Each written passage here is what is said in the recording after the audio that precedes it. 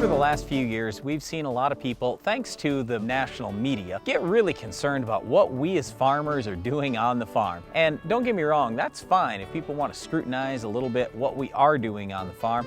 But you need to understand what some of these things are. So during our Farm Basics time today, we want to talk about why do farmers apply fall fertilizer? And the reason why I bring this up is because a lot of people say, well, you don't need that fertilizer for your spring crop until way into next year. So why do you put it out in the fall? You're going to lose most of it and pollute our earth. Well, that's absolutely not true. We want to explain why today. Well, I too share some appreciation for the concern. I'm glad people are concerned about that. I'm glad people care that farmers are doing a good job. And most importantly, I'm glad farmers care they're doing a good job. Why are we putting on fertilizer in the fall in some cases? Well, I guess here's a few things that we look at if we're going to consider fall fertilizer application on our farm, and it would be the same concerns for farmers across the country. First of all, we don't want to put fertilizer out on farmland that might not get farmed next year. For example, river bottom ground. Is it prone to a flood? Well, even if you're in a drought right now, it's a long time before next spring's planting, and we certainly could get heavy snowfall over the winter and end up with some flooding in the spring. So if we've got ground that's at all potentially floodable, we don't want to put any fertilizer out there. We don't want to take any chance of that fertilizer going away. Another thing that we do to manage fertilizer with fall applications is we like to place it beneath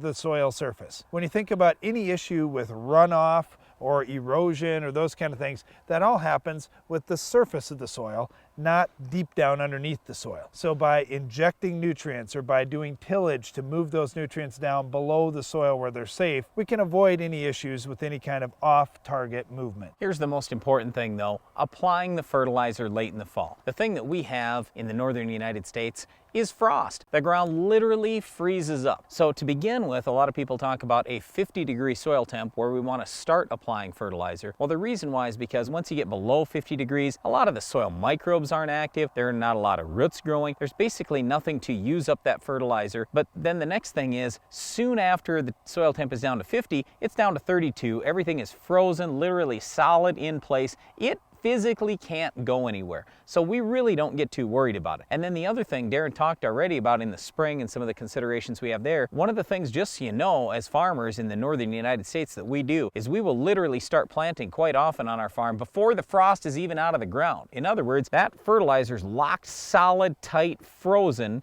and we're already planting on top. So what I'm trying to say is, it seems like, oh, it's way in advance of when you plant.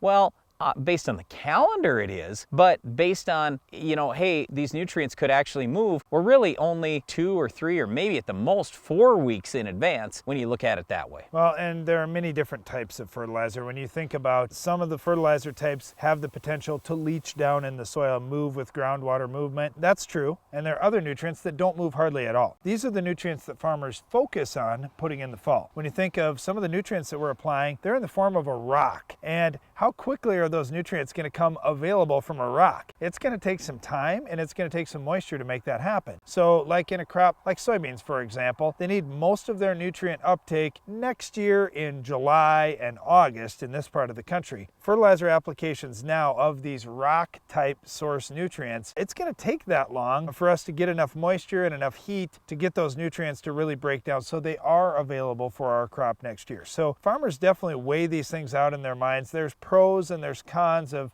any choice that you make. There's rarely a choice that everything is great about it. There's always, hey, this could be better or this could be worse. And so farmers are looking at that as, hey, what's the best thing for my soil? Like this land that we're standing on right now, we're the 4th generation of our family to farm it. Believe me, we're thinking about this ground of, hey, anything that we do here, how is that going to impact our kids, the next generation that farm this, potentially our grandkids, who knows how long it'll stay in our family. The other thing is, we're drinking water out of the well here. We don't want to do anything that's going to be dangerous for us, that could pollute the water that we're going to drink and that our kids are going to drink. We're going to do everything right, and we want to manage the soil so it stays here long term. And let's face it, if a farmer over applies fertilizer or applies it incorrectly and the fertilizer disappears, that's lost money for the farmer. So farmers aren't out there wasting money. They're not polluting the environment. But yes, I mean, we are constantly talking to farmers about the right ways to do these things, but please understand that the vast majority of farmers are doing it right, and even fall applied fertilizer, hey, that's a good option